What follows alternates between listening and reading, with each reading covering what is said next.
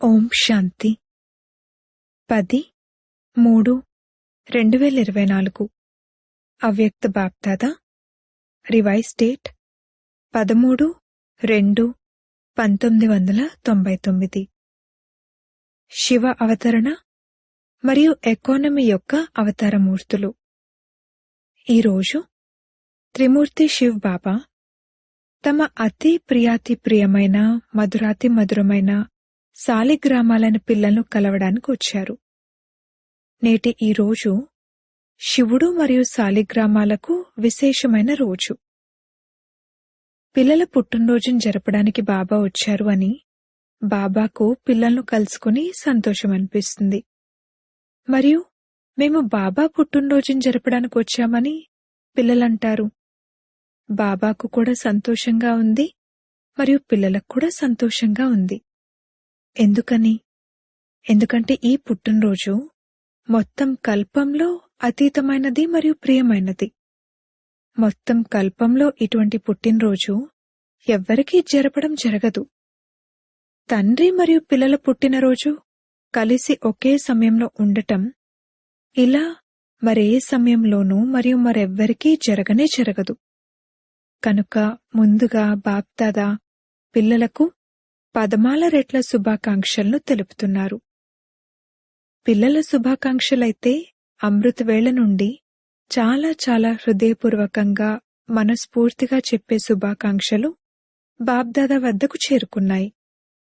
బాప్దాదా ఇంతమంది పిల్లలను సాలిగ్రామాలను చూసి హృదయంలో ఈ సంతోషకరమైన పాటలను పాడుతున్నారు. వాహ చాలా కాలం దూరమైన తర్వాత కలిసిన పిల్లలు వాహ, వాహ ప్రియమైన పిల్లలు వాహ, వాహ అలౌకిక జన్మ అలౌకిక పుట్టినరోజు జరుపుకునే పిల్లలు వాహ. బాప్దాదా పిల్లలు ప్రతి ఒక్కరి కోసం వాహ వాహ అనే పాటను పాడుతున్నారు. ఎందుకంటే మొత్తం విశ్వంలోని ఆత్మల్లో కల్లా ఎంత కొద్దిమంది పిల్లలైన మీరు ఇంతటి పదమ భాగ్యవంతులుగా అయ్యారు మరియు ఇక ముందు కూడా భాగ్యవంతులుగా ఉంటారు. అర్ధకల్పం అమర భాగ్యవంతులుగా ఉంటారు. ఇది ఒక్క జన్మకు వరదానం కాదు, అనేక జన్మలకు అమర వరదానేలుగా అయ్యారు. ఇటువంటి పిల్లలకు తమ స్వమానం ఎంతవరకు స్మృతిలో ఉంటుంది? ఈ అలౌకిక పుట్టినరోజు మరియు అలౌకిక జన్మ యొక్క తరగని వారసత్వాన్ని బాబా తన పిల్లలు జన్మ తీసుకున్న వెంటనే ఇస్తారు. జన్మ తీసుకున్న వెంటనే స్మృతి అనే శ్రేష్ఠ తిలకాన్ని పిల్లలు ప్రతి ఒక్కరికి బాబా దిద్దుతారు. తిలకం దిద్దబడి ఉంది కదా. ఇది బ్రాహ్మణ జీవితం కనుక తిలకం కూడా అవినాశిగా ఉంటుంది. బ్రాహ్మణుల మస్తకంలో తిలకం ఉండటం ఇది శ్రేష్ఠ భాగ్యానికి గుర్తు. మీరందరూ మరియు నలువైపులా ఉన్న పిల్లలు దూరంలో కూర్చుని ఉన్నా కూడా చాలా ఉల్లాస ఉత్సాహాలతో ఈ అతీతమైన మరియు ప్రియమైన పుట్టినరోజును జరుపుకుంటున్నారు కదా. బాబా మా పుట్టినరోజును జరుపుతున్నారు మరియు మేము బాబా పుట్టినరోజును జరుపుతున్నాము అని అందరూ సంతోషిస్తున్నారు. ఎంత సంతోషం ఉంది! ఈ సంతోషాన్ని కొలవగలరా? ఏదైనా కొలత ఉందా? ఈ ప్రపంచంలో ఈ అలౌకిక సంతోషాన్ని కొలిచే సాధనమేది వెలువడనే లేదు. సాగరమంత సంతోషం ఉందా అని మిమ్మల్ని అడిగితే మీరేమంటారు? సాగరమైతే అసలేమీ కాదు అని అంటారు. అచ్చా, మరి ఆకాశమంత ఉందా? ఆకాశం కంటే కూడా పైన మీ ఇల్లు ఉంది, మీ సూక్ష్మవతనం ఉంది. కనుక కొలిచేందుకు తూచేందుకు ఏదీ వెలువడలేదు, ఇకపై వెలువడదు కూడా. ఇంతగా సంతోషం ఉన్నట్లయితే ఒక్క చేత్తో చప్పట్లు కొట్టండి. అందరూ చప్పట్లు కొట్టారు. సంతోషం ఉంది, ఇందులో అయితే అందరూ చేతులెత్తారు. అభినందనలు. ఇప్పుడు రెండవ ప్రశ్న. అదేమిటో అర్థమైంది కనుక నవ్వుతున్నారు. బాబ్దాదా పిల్లలు ప్రతి ఒక్కరిని సదా వికసించి ఉన్న ఆత్మిక గులాబీ పుష్పంలా చూడాలనుకుంటారు. సగం వికసించి ఉండటం కాదు, సదా మరియు పూర్తిగా వికసించి ఉండాలి. వికసించి ఉన్న పుష్పం ఎంత ప్రియంగా అనిపిస్తుంది. దాన్ని చూస్తేనే ఎంతో ఆనందం కలుగుతుంది. కొంచెం వాడిపోయినా దాన్ని ఏం చేస్తారు? పక్కకు పెట్టేస్తారు. బాబ్దాదా పక్కన పెట్టరు, కాని వారికి వారే పక్కకు వెళ్ళిపోతారు. ఈ రోజు జరుపుకునే రోజు కదా. మురళినైతే సదా వింటూనే ఉంటారు.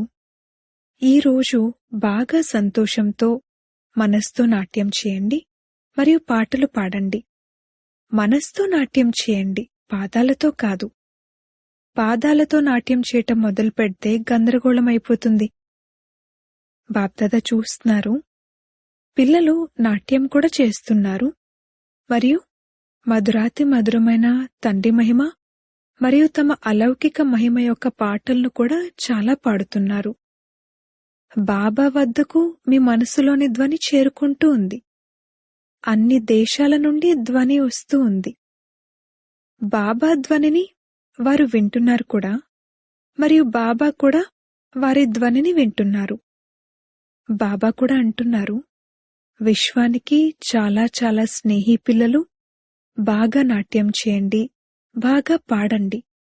ఇక వేరే పనేముంది? బ్రాహ్మణుల పనేమిటి? యోగాన్ని జోడించటం అంటే కూడా ఏమిటి? ఇదేమైనా కష్టమా? యోగం అంటే అర్థమే ఆత్మ మరియు పరమాత్మల మిలనం. మరి మిలనంలో ఏం జరుగుతుంది? సంతోషంలో నాట్యం చేస్తారు. బాబా మహిమ యొక్క మధురాతి మధురమైన పాటలను హృదయం ఆటోమేటిక్గా పాడుతుంది. బ్రాహ్మణుల పనే ఇది. పాడుతూ ఉండండి మరియు నాట్యం చేస్తూ ఉండండి. ఇది కష్టమా? నాట్యం చేయటం, పాటలు పాడటం కష్టమా? కాదు కదా. ఎవరికైతే కష్టం అనిపిస్తుందో వారు చేతులెత్తండి. ఈ రోజుల్లోనైతే ఇది నాట్యం చేసే, పాటలు పాడే సీజన్. కనుక మీరు కూడా ఏం చేయాలి? నాట్యం చేయండి, పాడండి. సహజమే కదా. సహజమైతే తలూపండి. కష్టమైతే కాదు కదా. కావలసుకుని సహజం నుండి పక్కకొచ్చి కష్టం వైపుకు వెళ్ళిపోతారు. వాస్తవానికి అది కష్టం కాదు. అది చాలా సహజం. ఎందుకంటే బాబాకు తెలుసు, అర్ధకల్పం కష్టతరమైన జీవితాన్ని గడిపారు కనుక ఈ సమయంలో సహజమవుతుంది. కష్టం అనిపిస్తుంది అన్నవారెవరైనా ఉన్నారా? అప్పుడప్పుడు కష్టం అనిపిస్తుందా?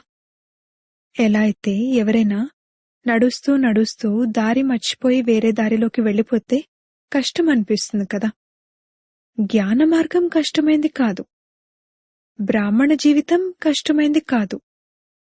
బ్రాహ్మణులకు బదులుగా క్షత్రియులుగా అయిపోతారు. క్షత్రియుల పనే కొట్లాడటం, గొడవపడటం. మరి ఇదైతే కష్టంగానే ఉంటుంది కదా. యుద్ధం చేయటమైతే కష్టంగా ఉంటుంది. సంబరాలు జరుపుకోవటం సహజమవుతుంది. డబల్ విదేశీయులు ఆనందంలో ఉండేవారే కదా. ఒక్క చేతితో చప్పట్లు కొట్టండి. ఆనందంగా ఉన్నారా? అక్కడకు వెళ్లి తికమకలోకి రారు కదా. చూడండి, నేటి శివజయంతి యొక్క మహత్వం 2 విషయాలకు సంబంధించింది. ఒకటేమో ఈ రోజున వ్రతం పెట్టుకుంటారు. డబల్ విదేశీయులకైతే ఈ విధంగా జరుపుకోవాల్సిన అవసరమే రాలేదు. దీనిని భారత్లోనే జరుపుకుంటారు. ఈ రోజు యొక్క మహత్వం ఏమిటంటే వ్రతాన్ని ఆచరించడం మరియు రెండవది జాగరణ చేయటం. మరి మీరందరూ వ్రతాన్ని కూడా చేపట్టారు కదా. పక్కా వ్రతాన్ని చేపట్టారా? లేక ఒక్కోసారి కచ్చాగా, ఒక్కోసారి పక్కాగా ఉన్నారా? కచ్చాగా ఉన్న వస్తువు, పచ్చిగా ఉన్న వస్తువు మంచిగా అనిపిస్తుందా? పండినవి మంచిగా అనిపిస్తాయి కదా. ఏ వ్రతాన్ని చేపట్టారు? బాప్దాదా అన్నింటికన్నా మొదటి వ్రతంగా దేనిని ఇచ్చారు? స్మృతి తిలకాన్ని పెట్టుకున్న తర్వాత మొట్టమొదటి వ్రతంగా దేనిని తీసుకున్నారు? గుర్తుంది కదా. సంపూర్ణ పవిత్ర భవ. బాబా చెప్పారు మరియు పిల్లలు ధారణ చేశారు. పవిత్రతా వ్రతమనగా కేవలం బ్రహ్మచర్య వ్రతమే కాదు, కాని బ్రహ్మబాబా సమానంగా ప్రతి సంకల్పం, మాట మరియు కర్మలో పవిత్రంగా ఉండటం. వీరినే బ్రహ్మచారి మరియు బ్రహ్మాచారి అని అంటారు. ప్రతి మాటలో పవిత్రతా వైబ్రేషన్లు ఇమిడి ఉండాలి. ప్రతి సంకల్పంలో పవిత్రత యొక్క మహత్వం ఉండాలి. ప్రతి కర్మలో కర్మ మరియు యోగం ఉండాలి, అనగా కర్మయోగి అనుభవం ఉండాలి. వీరినే బ్రహ్మాచారి అని అంటారు. బ్రహ్మబాబాను చూశారు కదా, వారి ప్రతి మాట మహావాక్యంగా ఉండేది, సాధారణ వాక్యంగా ఉండేది కాదు. ఎందుకంటే మీ జన్మే సాధారణమైన జన్మ కాదు, అలౌకికమైనది. అలౌకికత యొక్క అర్థమే పవిత్రత. కనుక ప్రతిరోజు రాత్రి మీకు మీరు టీచర్గా అయి చెక్ చేసుకోండి మరియు ఆ పర్సంటేజ్ అనుసారంగా మీకు మీరే మార్కులు ఇచ్చుకోండి. తయారవ్వడమైతే 100% అలా తయారవ్వాల్సిందే. కనుక ప్రతిరోజు మిమ్మల్ని మీరు చూసుకోండి, ఇతరులను చూడకండి. కాని బాప్దాదా చూశారు, స్వయానికి బదులుగా ఇతరులను చూడటంలో నిమగ్నమైపోతారు. అది సహజం అనిపిస్తుంది. మిమ్మల్ని మీరు చూసుకోండి. ఈరోజు సంకల్పాలు, మాటలు మరియు కర్మలలో ఎంత పర్సంటేజ్ పవిత్రత ఉంది? మీరు ఈ సంవత్సరం నలువైపులా ఏ సందేశాన్ని ఇచ్చారు? పరివర్తన గురించి అన్ని ఫంక్షన్లలో వినిపించారు. ఎక్కడెక్కడైతే భాషణలిచ్చారో ఆ అన్ని చోట్ల పరివర్తన అన్న టాపిక్ పై చాలా మంచి మంచి భాషణలు ఇచ్చారు. ఈ సంవత్సరం నలువైపులా సేవలలో ఇతరులకు కూడా పరివర్తన లక్ష్యాన్ని చాలా మంచి ఆర్భాటంగా ఇచ్చారు. అందుకు బాబ్దాదా సంతోషిస్తున్నారు. మరి మీకు మీరు కూడా ప్రతిరోజు ఎంత శాతం పరివర్తన జరిగింది అన్నదాన్ని పరిశీలించుకోండి. పరివర్తన ఎక్కే కళదిగా ఉండాలి, పడిపోయే కళదిగా ఉండకూడదు. బాప్దాదా కూడా పిల్లలు ప్రతి ఒక్కరి చాట్ను చూస్తారు. బాబా పిల్లలందరి చాట్ను చూస్తారా, లేక ఎవరైనా విశేషమైన వారిదే చూస్తారా అని మీరు ఆలోచిస్తూ ఉండొచ్చు. బాప్దాదా పిల్లలందరి చాట్ను అప్పుడప్పుడు చూస్తారు, ప్రతిరోజు చూడరు, కాని అప్పుడప్పుడు చూస్తారు. చివర్లో ఉన్నవారిదైనా వేగంతో వెళ్లేవారిదైనా అందరి చాట్ను చూస్తారు. అందరూ నవ్వుతున్నారు. మరి చాట్ ఎలా ఉంది అన్నదానిని బాబ్దాదానే వినిపించమంటారా? ఈరోజు జరుపుకునే రోజు కదా, అందుకని వినిపించము. కాని ఇక ముందు కొరకు సూచన ఇస్తున్నారు. ఈ రోజు యొక్క మహత్వం వ్రతాన్ని ఆచరించటం, అనగా దృఢ సంకల్పాన్ని తీసుకోవటం. సత్యమైన భక్తులు ఎప్పుడూ వ్రతాన్ని భంగపరచరు. బాప్దాదా పిల్లలకు ఇక ముందు కోసం మళ్లీ సూచన ఇస్తున్నారు. అదేమిటంటే, ఇప్పటికీ కూడా మొదటి పునాది అయిన సంకల్ప శక్తిలో అప్పుడప్పుడు వ్యర్థం ఎక్కువగా ఉంటుంది, మరియు నెగటివ్ అనేది వ్యర్థం కన్నా కాస్త తక్కువ ఉంది. ఈ సంకల్ప శక్తిని స్వయం పట్ల మరియు విశ్వం పట్ల ఎంతైతే ఉపయోగించాలో దానిని ఇంకా పెంచండి. ఎందుకంటే సంకల్పాల ఆధారంగానే మాటలు మరియు కర్మలు ఉంటాయి. కావున సంకల్ప శక్తిని పరివర్తన చేయండి. ఏదైతే వ్యర్థం మరియు నెగటివ్లో పోతుందో దానిని పరివర్తన చేసి విశ్వ కళ్యాణం కొరకు కార్యంలో ఉపయోగించండి. బాప్దాదా సంకల్పాల ఖజానాను సర్వశ్రేష్టమైందిగా భావిస్తారు. అందుకే ఈ సంకల్పాల ఖజానా విషయంలో ఎకానమీ యొక్క అవతారమూర్తులుగా అవ్వండి. నేటి ఈ రోజును అవతరణ రోజు అని అంటారు. కావున బాప్దాదాకు పిల్లలందరి పట్ల ఇదే శుభమైన ఆశ ఉంది. ఈ రోజున శివుని అవతరణతో పాటుగా మీరందరూ ఎకానమీ పొదుపు యొక్క అవతారమూర్తులుగా అవ్వండి. సంకల్పాలలో పొదుపు చేసినట్లయితే, అనగా వ్యర్థం నుండి రక్షించినట్లయితే, ఇక మిగిలిన అన్ని ఖజానాలు స్వతహాగా రక్షించబడతాయి. మరి ఈ 99వ సంవత్సరంలో ఏమవుతుంది? 99 మొదలైపోయింది. 99లో ఏం జరుగుతుందో అని ఇంతకు ముందు ఆలోచించేవారు. ఏమైనా జరిగిందా? ఫిబ్రవరి నెల కూడా వచ్చేసింది. ఒకవేళ ఏదైనా జరిగినా కూడా మీకేమిటి? మీకేమైనా నష్టమా? భయమా? ఏమవుతుందో అనే భయముందా? మీ కొరకైతే మంచే జరుగుతుంది. ప్రపంచం విషయంలో ఏం జరిగినా కాని మీరైతే నిర్భయులుగా, హర్షితముఖులుగా అయి ఆటను చూడాలి. ఆటలో రక్తాన్ని కూడా చూపిస్తారు, అలాగే ప్రేమను కూడా చూపిస్తారు. యుద్ధాన్ని కూడా చూపిస్తారు, అలాగే మంచి విషయాలను కూడా చూపిస్తారు. మరి ఆటను చూస్తుంటే భయం అనిపిస్తుందా? ఏమవుతుందో, ఏమైంది అని ఆలోచిస్తారా ఏమిటి? చాలా ఆనందంగా కూర్చుని చూస్తారు. మరి ఇది కూడా అనంతమైన ఆట. ఏం జరిగింది, ఇలా అయితే జరిగి ఉండకూడదు, ఎందుకయింది అని కొంచెమైనా భయం కాని, గాబరా కాని ఉన్నట్లయితే ఇటువంటి స్థితి ఉన్నవారిపై ప్రభావం పడుతుంది. మంచిగా ఉన్నప్పుడు మంచి స్థితి, గడబడి స్థితిలో స్వయం కూడా గడబడిలోకి వచ్చేస్తారు, అలజడిలోకి వచ్చేస్తారు. అందుకే 99వ సంవత్సరమైనా 2000 సంవత్సరమైనా మీకేమిటి? ఆటను జరగనివ్వండి. మీరు ఆనందంతో చూడండి. అయ్యో, ఇలా అయిందేమిటి అని గాబరా పడకండి. ఇది సంకల్పంలోకి కూడా రాకూడదు. 99వ సంవత్సరంలో ఏమవుతుంది, ఏదైనా అవుతుందా, అవ్వదా అని అందరూ అడుగుతున్నారు. బాప్దాదా అంటారు, బాగా శుభ్రపరచమని మీరే ప్రకృతికి సేవిచ్చారు. శుభ్రం చేయమని పెద్ద పెద్ద చీపుర్లు ఇచ్చారు. మరి ఎందుకు గాబరా పడతారు? మీ ఆజ్ఞానుసారంగానే అది శుభ్రం చేయిస్తున్నప్పుడు మరి మీరెందుకు అలజడిలోకి వస్తారు? మీరే కదా ఆజ్ఞాపించింది. కనుక అచలంగా స్థిరంగా అయి మనసు బుద్ధిని పూర్తిగా శక్తిశాలిగా చేసుకుని అచలమైన స్థిరమైన స్థితిలో స్థితులవ్వండి. ప్రకృతి ఆటను చూస్తూ వెళ్ళండి. గాబరా పడకండి. మీరు అలౌకికమైన వారు, సాధారణమైన వారు కారు. సాధారణమైన వారు అలజడిలోకి వస్తారు, గాబరా పడతారు. అలౌకికమైన వారు, మాస్టర్ సర్వశక్తివంతులైన వారు ఆటను చూస్తూ తమ విశ్వ కళ్యాణ కార్యంలో బిజీగా ఉంటారు.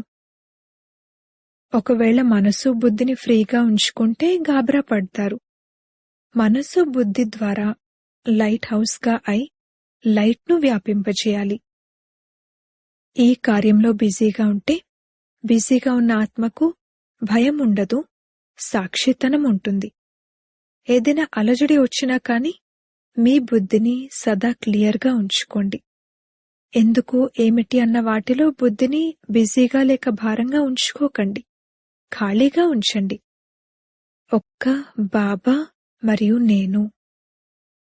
ఎప్పుడైతే సమయం అనుసారంగా ఉత్తరాలు, టెలిఫోన్, టీవీ లేక ఇతర సాధనాలేవైతే ఉన్నాయో అవి చేరుకోకపోయినా సరే బాప్దాదా డైరెక్షన్ క్లియర్గా అందుతుంది. ఈ సైన్స్ సాధనాలను ఎప్పుడూ ఆధారంగా చేసుకోకండి. వాటిని ఉపయోగించండి, కానీ ఆ సాధనాల ఆధారంగా మీ జీవితాన్ని తయారు చేసుకోకండి. ఒక్కోసారి సైన్స్ సాధనాలున్నప్పటికీ వాటిని ఉపయోగించలేకపోతారు.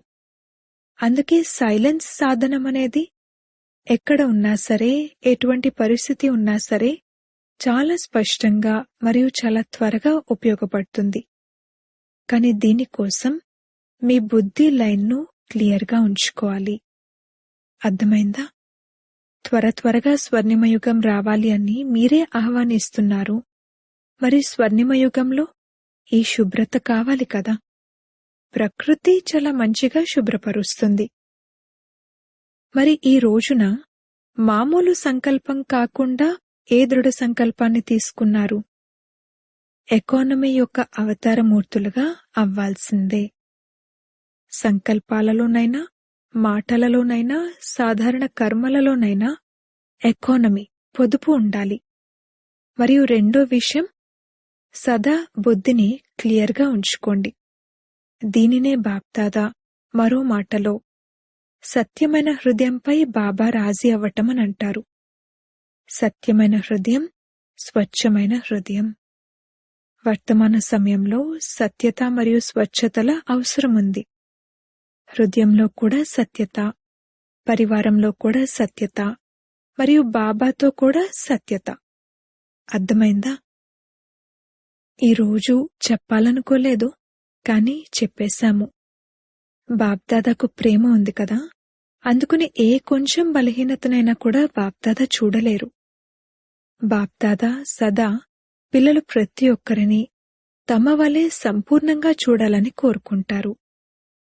నలువైపులా అలజడి ఉంది. ప్రకృతిలోని అన్ని తత్వాలు చాలా ఎక్కువ అలజడి చేస్తున్నాయి. ఒక్క వైపు కూడా అలజడి లేకుండా లేదు. వ్యక్తుల యొక్క అలజడి కూడా ఉంది, ప్రకృతి యొక్క అలజడి కూడా ఉంది. ఈ సృష్టిలో నలువైపులా అలజడి ఉన్న ఈ సమయంలో మీరేం చేస్తారు? రక్షణ సాధనమేమిటి? క్షణంలో మిమ్మల్ని మీరు విదేహులుగా, అశరీరులుగా లేక ఆత్మాభిమానులుగా చేసుకోండి. అప్పుడు అలజడిలో కూడా అచలంగా ఉండగలుగుతారు. దీనికి సమయమైతే పట్టదు కదా. ఏమవుతుంది? ఇప్పుడు ప్రయత్నం చేయండి. ఒక్క క్షణంలో మనస్సు, బుద్ధిని ఎక్కడ కావాలంటే అక్కడ స్థిరపరచగలరా? బాబా డ్రిల్ చేయించారు. దీనినే సాధన అని అంటారు.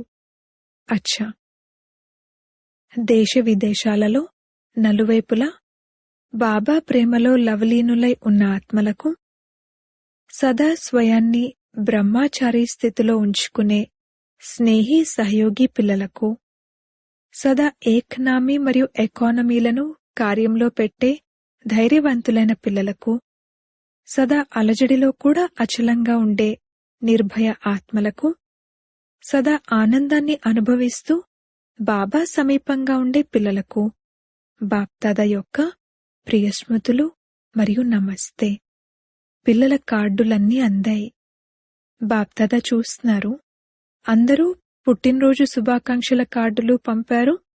విదేశీయులు ప్రేమికుల రోజు కార్డులను పంపారు. ప్రేమసాగరుడైన బాబా పిల్లలందరికీ శివరాత్రికి, అలాగే ప్రేమలో లవలీనమయ్యే రోజుకు కూడా శుభాకాంక్షలు ఇస్తున్నారు. శుభాకాంక్షలు, శుభాకాంక్షలు, శుభాకాంక్షలు. నలువైపులా ఉన్న దేశాలు, పట్టణాలు, గ్రామాలలో నలువైపులా ఉన్న పిల్లలకు, అందులోనూ మొట్టమొదట చిన్న చిన్న గ్రామాలలో ఉన్న పిల్లలకు ప్రియస్మృతులు మరియు శుభాకాంక్షలు. అలాగే మీ అందరికీ కూడా శుభాకాంక్షలు. ఎన్ని శుభాకాంక్షల్నివ్వాలి? మీరు ఎంత స్వీకరించగలరో అంతకన్నా ఎక్కువ శుభాకాంక్షలు. వరదానము: స్నేహం మరియు నవీనత యొక్క అథారిటీ ద్వారా సమర్పితం చేయించే మహాన్ ఆత్మా భవ. సంపర్కంలోకి ఎవరొచ్చినా సరే వారిని ఎటువంటి సంబంధంలోకి తీసుకురావాలంటే ఇక వారు సంబంధంలోకి వస్తూ వస్తూ సమర్పణ బుద్ధి కలవారిగా అయిపోవాలి. మరియు బాబా ఏదైతే చెప్పారో అదే సత్యం అని వారనాలి. దీనినే సమర్పణ బుద్ధి అని అంటారు. అప్పుడిక వారి ప్రశ్నలు సమాప్తమైపోతాయి. కేవలం వీరి జ్ఞానం మంచిది అని మాత్రమే అనటం కాదు, కాని ఇది కొత్త ప్రపంచాన్ని తీసుకొచ్చే కొత్త జ్ఞానం అన్న ధ్వని వెలువడాలి. అప్పుడు కుంభకర్ణులు మేల్కొంటారు. కావున నవీనత యొక్క మహానత ద్వారా స్నేహం మరియు అథారిటీ యొక్క బ్యాలెన్స్తో ఇలా సమర్పితం చేయించండి. అప్పుడు మైక్లు తయారయ్యారని అనగలరు. స్లోగన్: ఒక్క పరమాత్మనికి ప్రియులుగా అయినట్లయితే విశ్వానికి ప్రియులుగా అయిపోతారు. ఓం శాంతి.